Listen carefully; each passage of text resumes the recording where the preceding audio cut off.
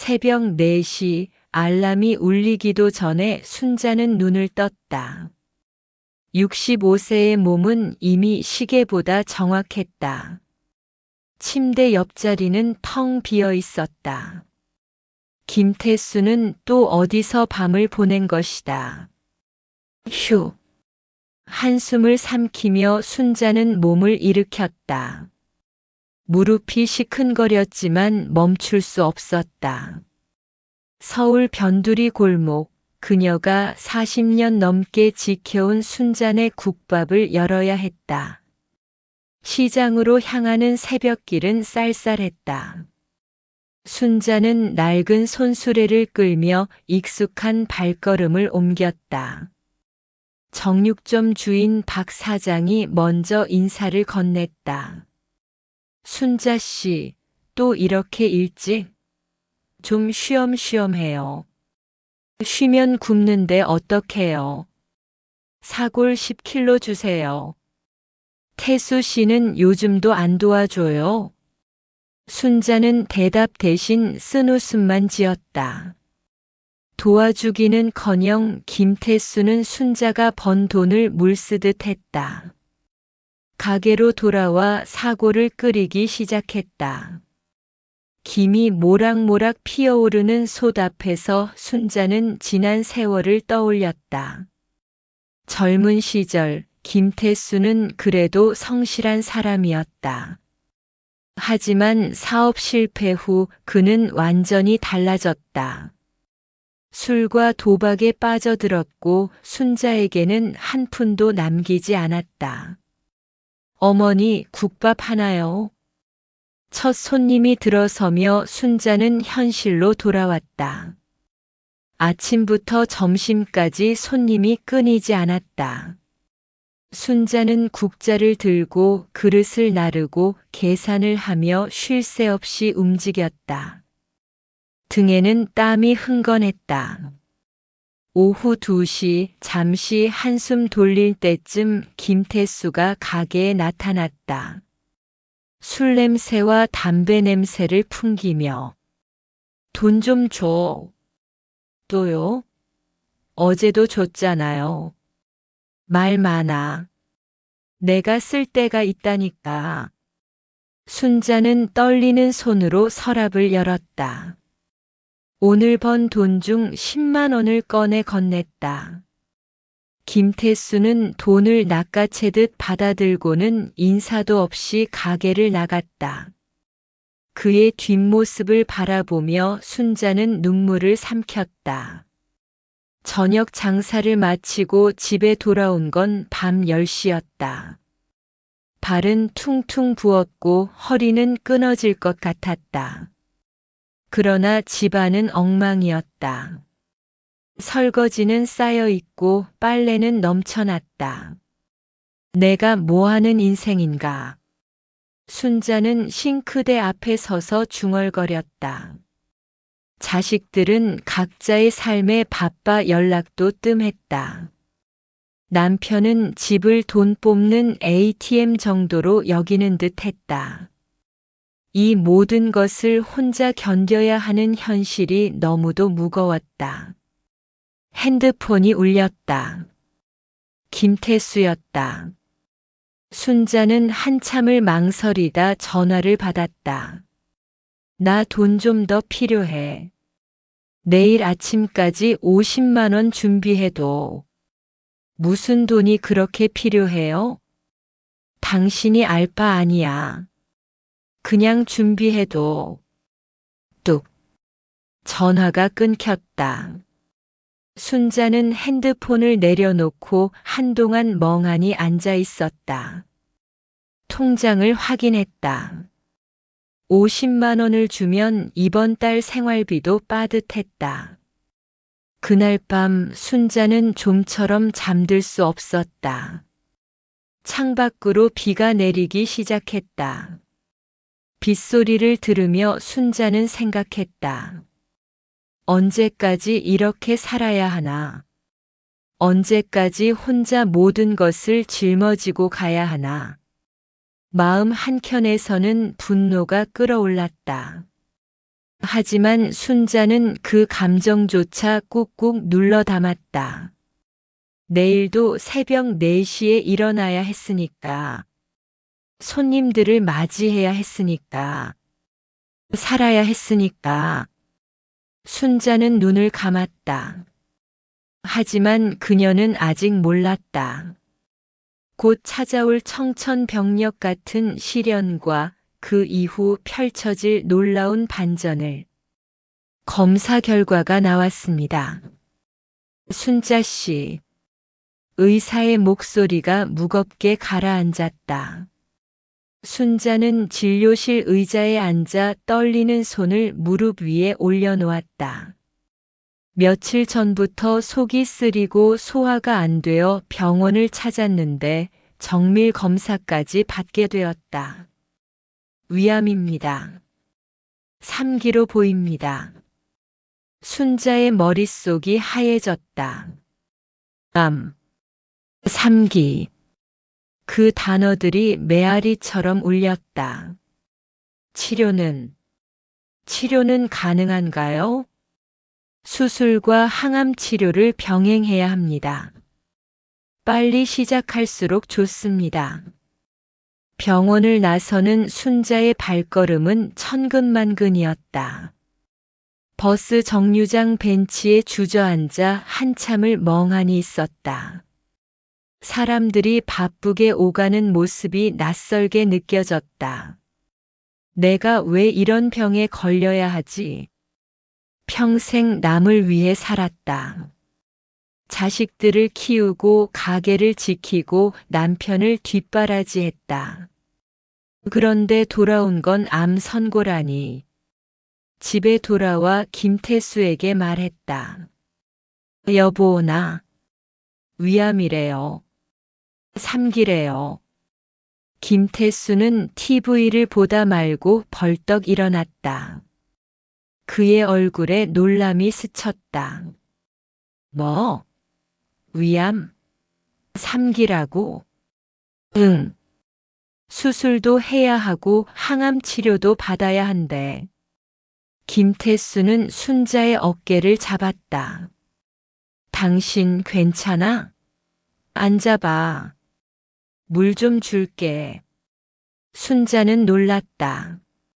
남편이 이렇게 자상하게 대한 게 얼마만인가. 김태수는 물을 떠다 주고 순자 옆에 앉았다. 걱정하지 마.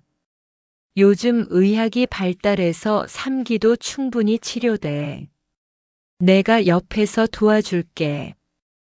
고마워요. 순자는 눈시울이 붉어졌다. 어쩌면 이 시련이 남편을 변화시킨 걸까? 어쩌면 다시 예전처럼 부부가 될 수 있을지도. 그날 밤 김태수는 순자에게 따뜻한 차를 끓여주고 등을 쓸어주었다. 당신 너무 무리하지 마.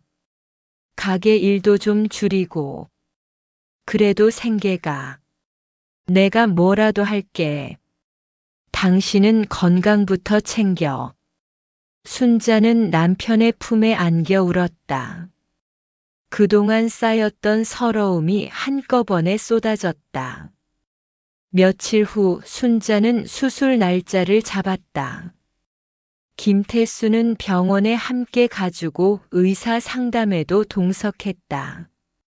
집에서도 설거지를 도와주고 순자가 좋아하는 과일도 사다 주었다. 당신 덕분에 힘이 나요. 순자는 남편에게 미소를 지었다.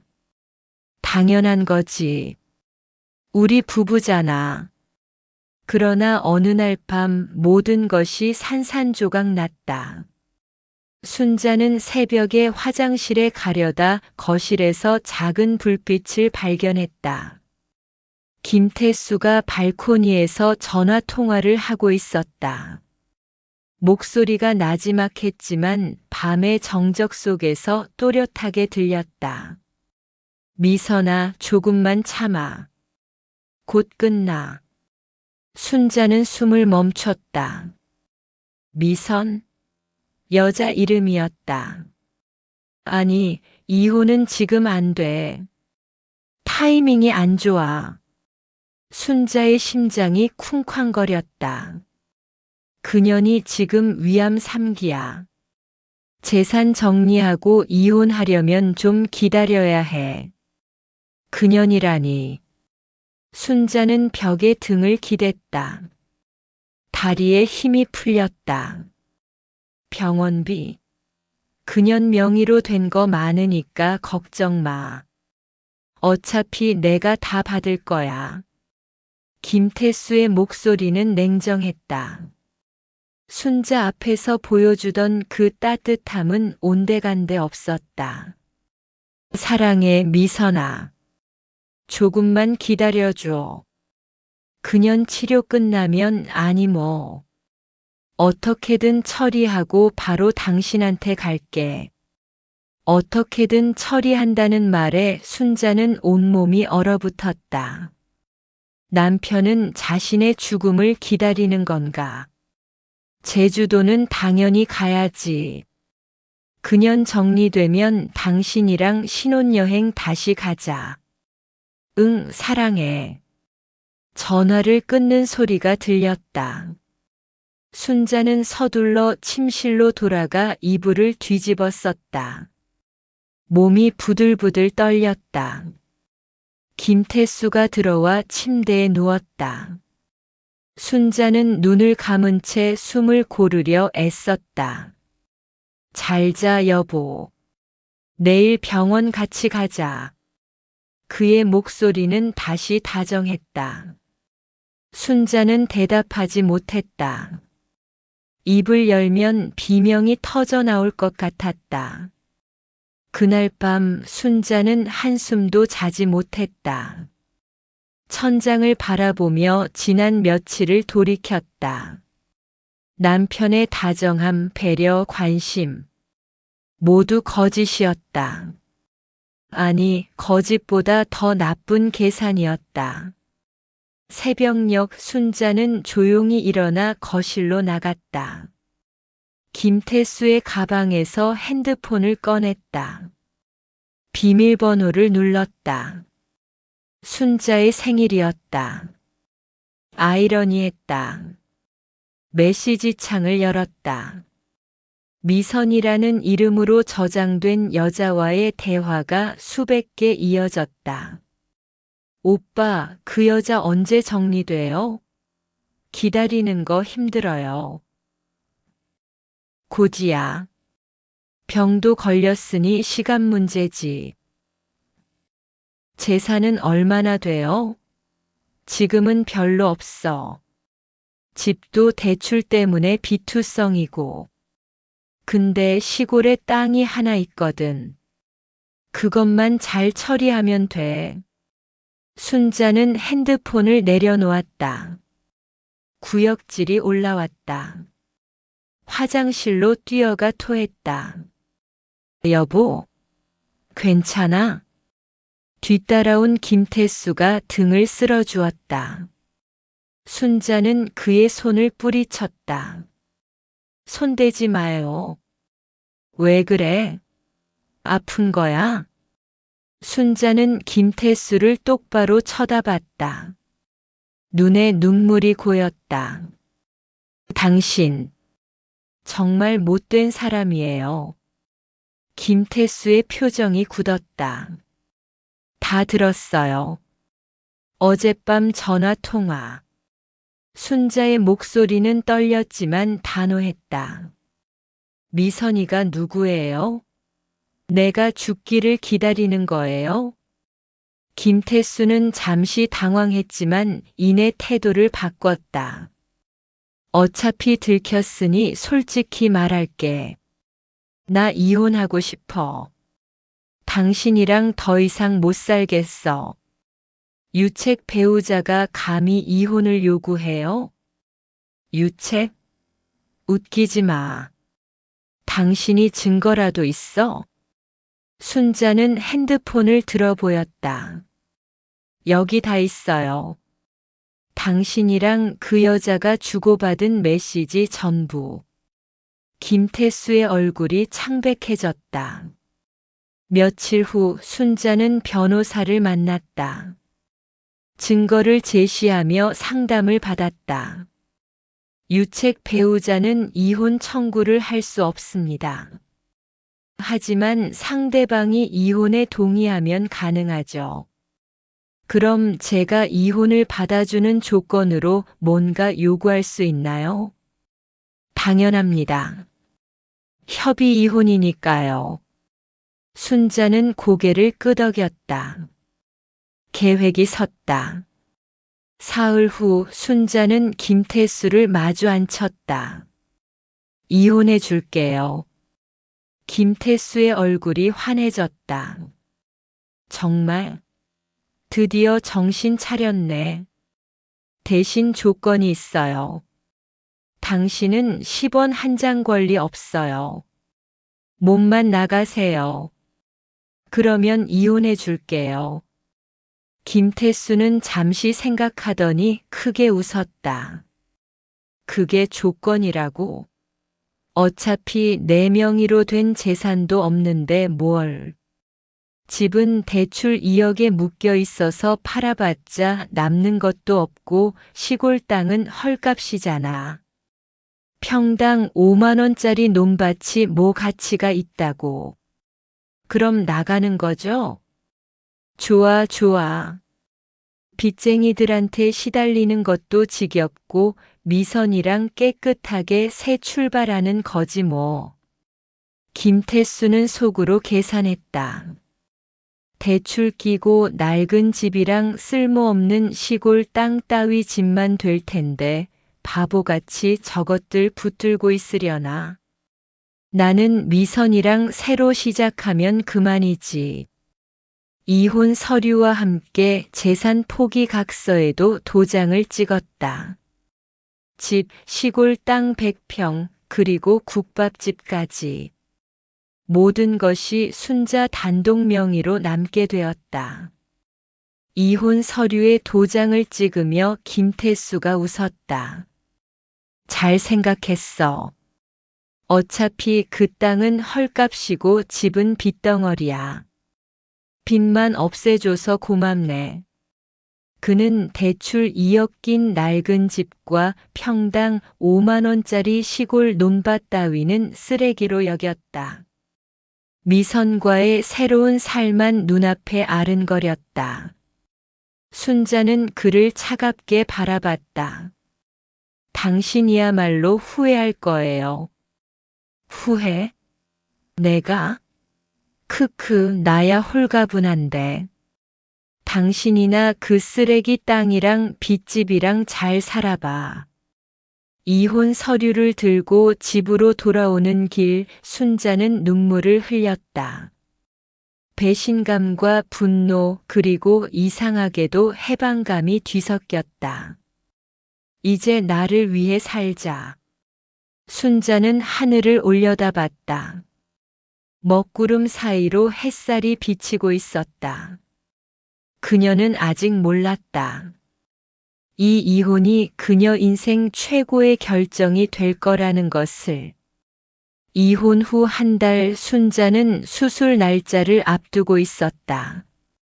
혼자 사는 집은 적막했지만 이상하게도 마음은 한결 편했다. 김태수의 뒷짐지고 지켜보는 시선, 거짓된 다정함을 견딜 필요가 없었다. 수술 전 마지막 정밀 검사를 위해 병원을 찾았다.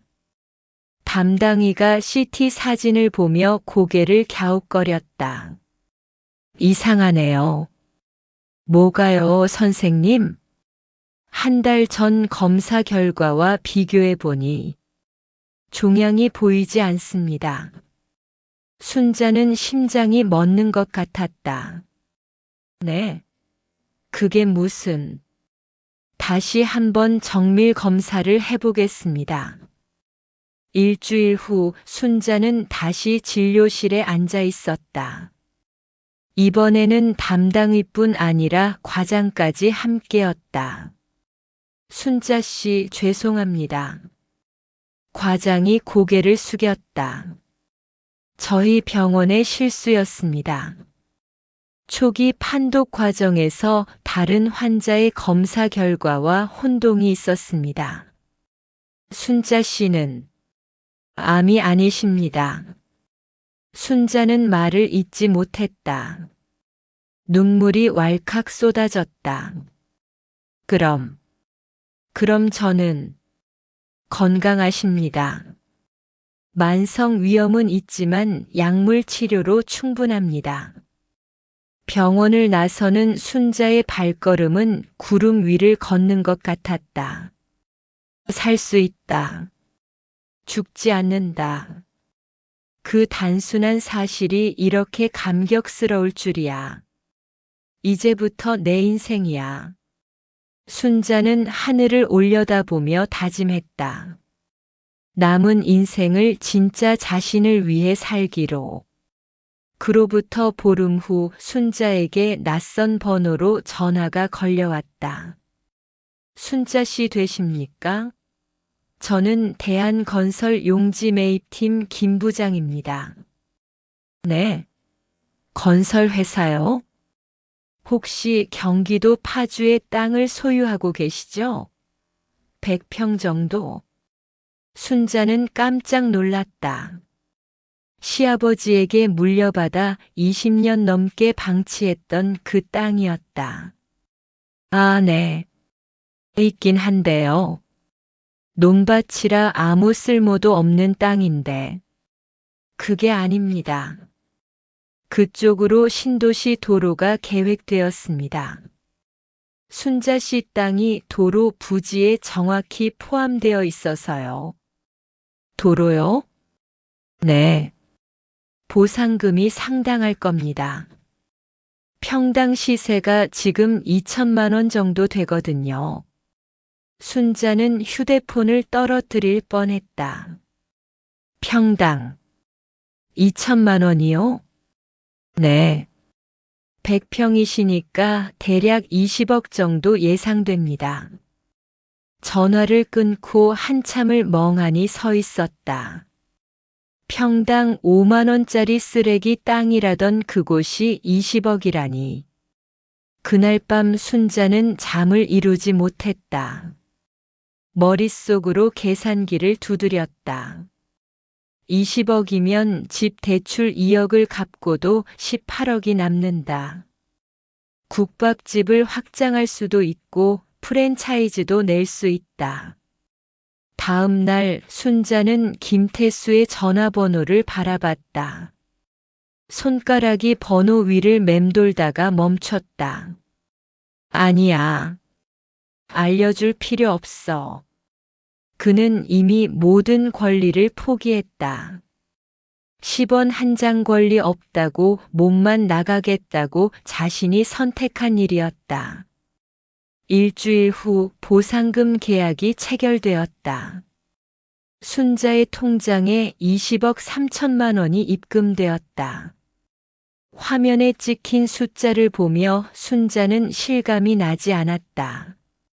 집 대출을 갚았다. 그동안 짓눌렸던 빚이 사라지자 숨통이 트이는 것 같았다. 국밥집도 리모델링하고 옆 가게까지 매입해 규모를 2배로 늘렸다.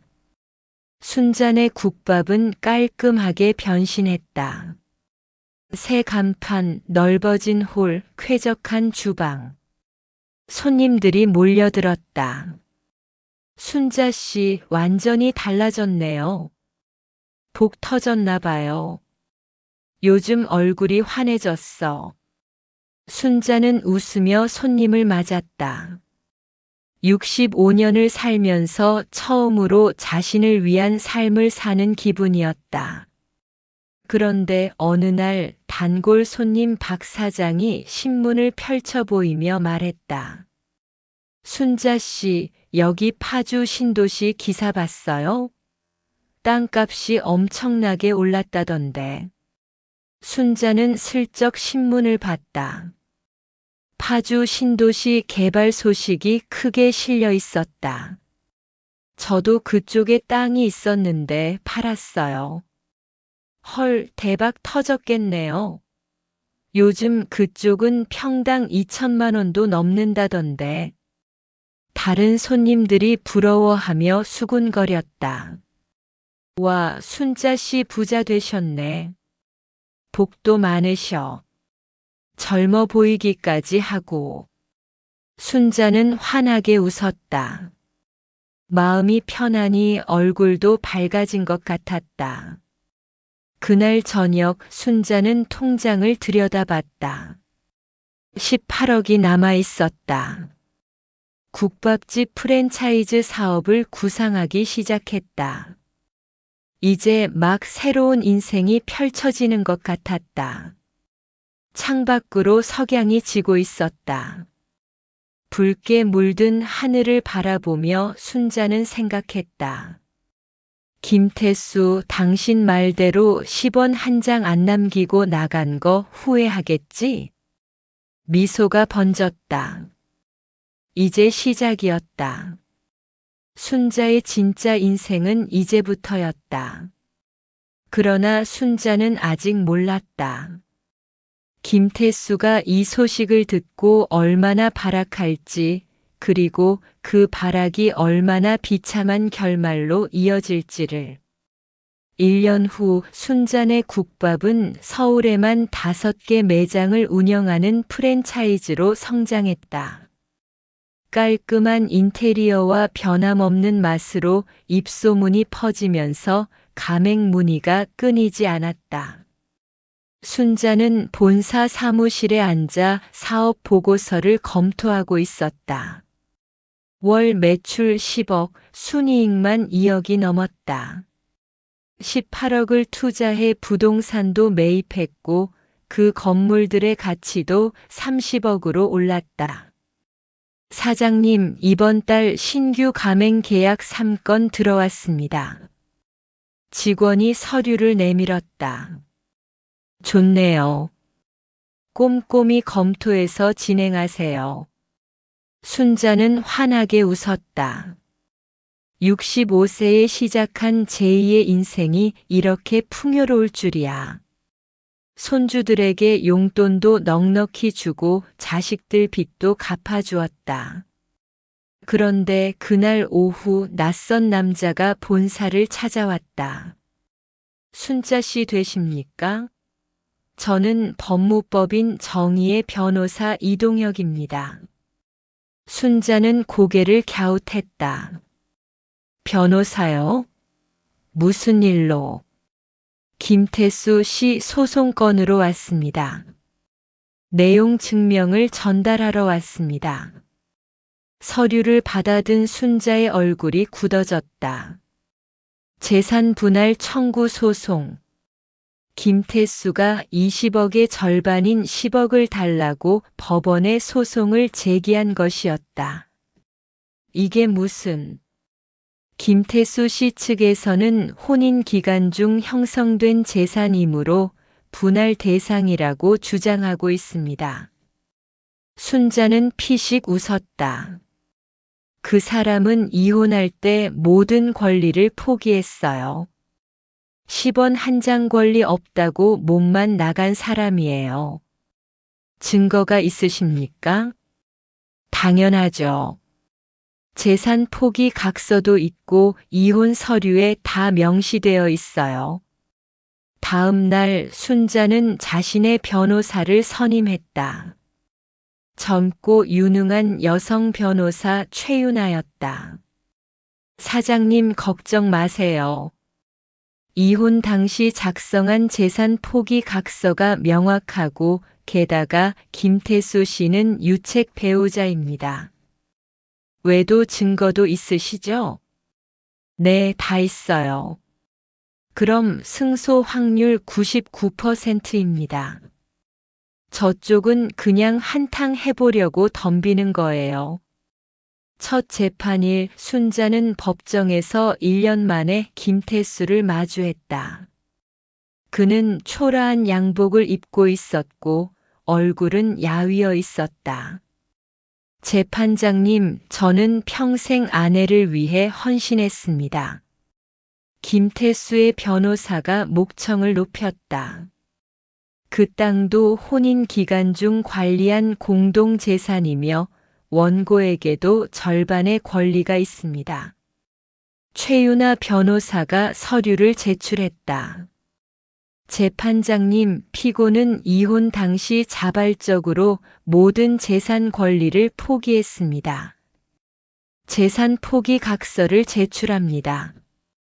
서류가 제출되자 김태수의 얼굴이 창백해졌다. 그건 속아서 쓴 겁니다. 땅값이 오를 줄 몰랐어요. 속았다고요?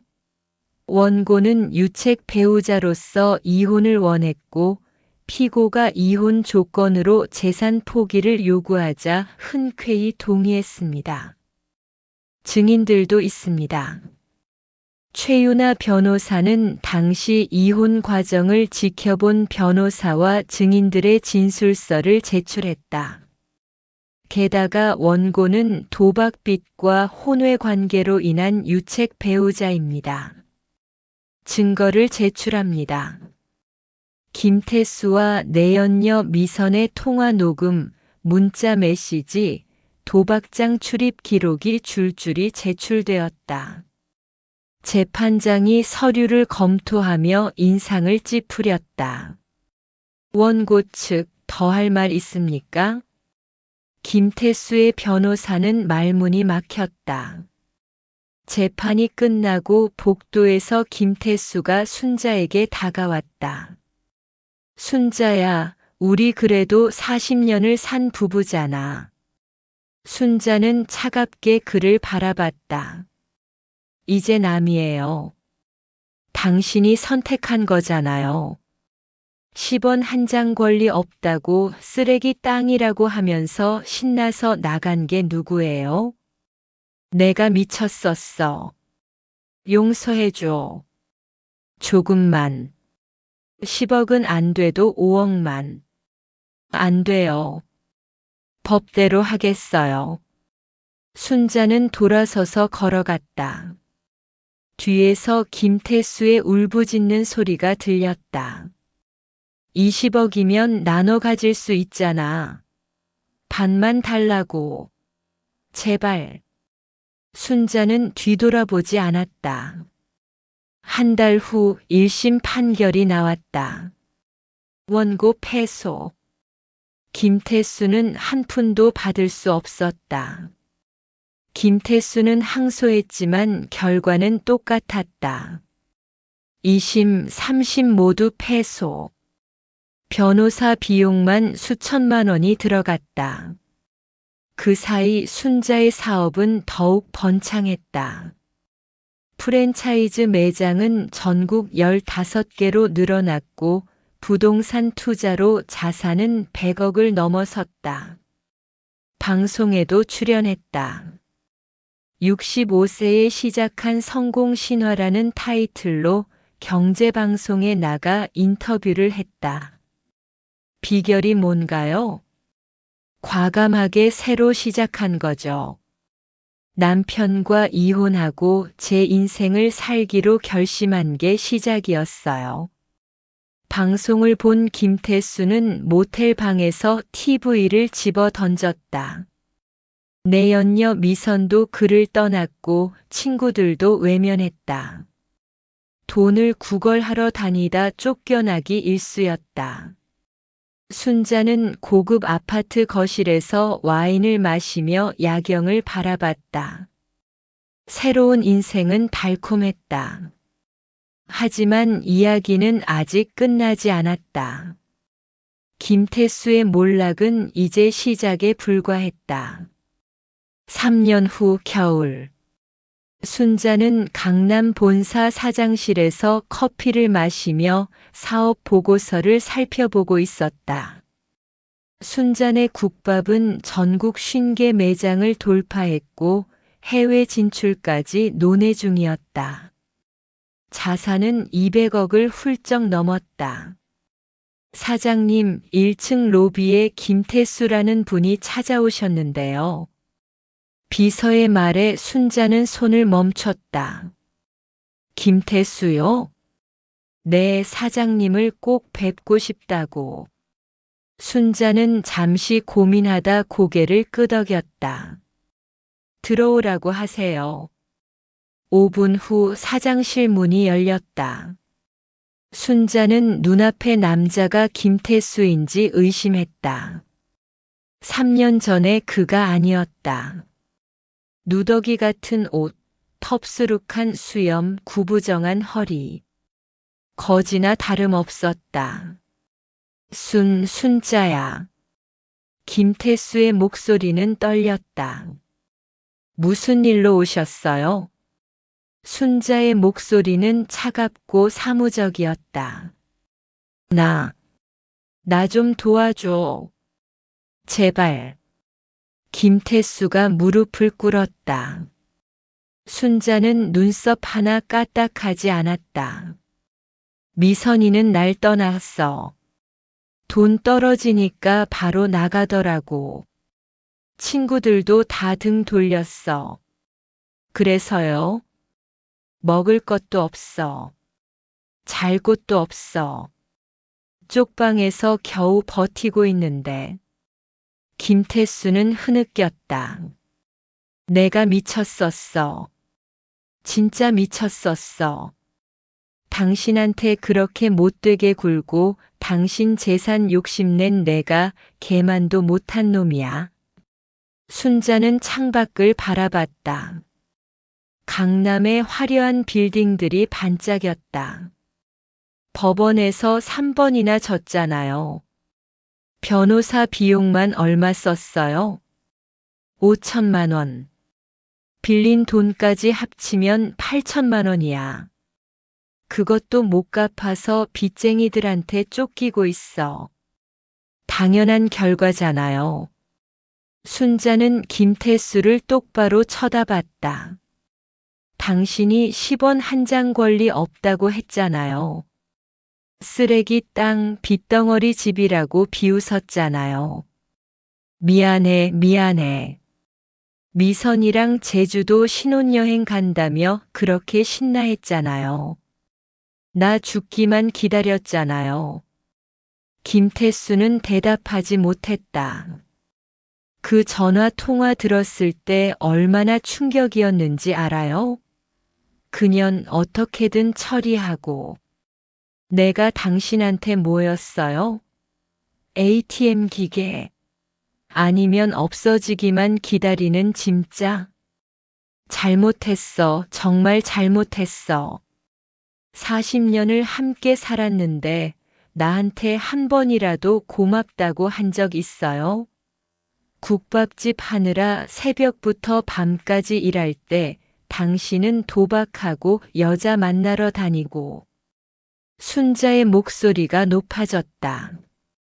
암 걸렸을 때 당신이 뭐라고 했는지 기억해요? 알아서 해. 나도 바빠. 그게 남편이 할 말이에요? 김태수는 바닥에 엎드렸다. 용서해줘. 밥 한 끼만 잠잘 곳 하나만 마련해줘. 제발. 순자는 책상 서랍을 열어 10만 원을 꺼냈다.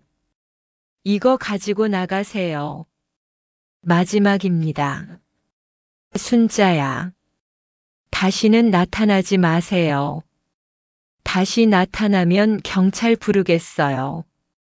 순자가 비서실로 내선을 눌렀다. 경비 아저씨 보내주세요. 손님 나가시게요. 경비가 들어와 김태수의 팔을 잡았다. 김태수는 질질 끌려가면서도 소리쳤다. 순자야. 제발. 우리 그래도 부부였잖아. 이혼했으니 남이에요. 당신이 원한 거잖아요. 문이 닫혔다.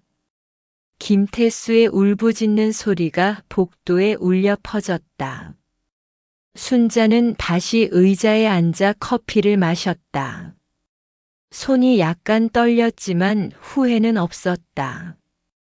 그날 밤 순자는 펜트하우스 거실에서 샴페인을 따랐다. 손주들이 보내온 영상 편지를 보며 미소 지었다. 할머니 사랑해요.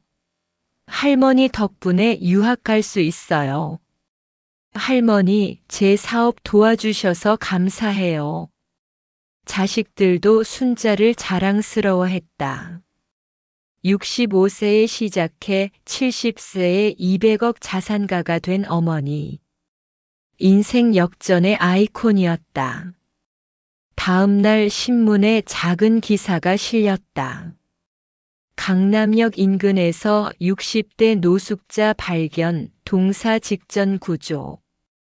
기사 속 사진에는 쓰러진 김태수가 있었다. 순자는 신문을 접었다. 더 이상 그는 자신의 인생에 없는 사람이었다. 6개월 후 순자는 자선재단을 설립했다. 어려운 여성 창업가들을 지원하는 재단이었다.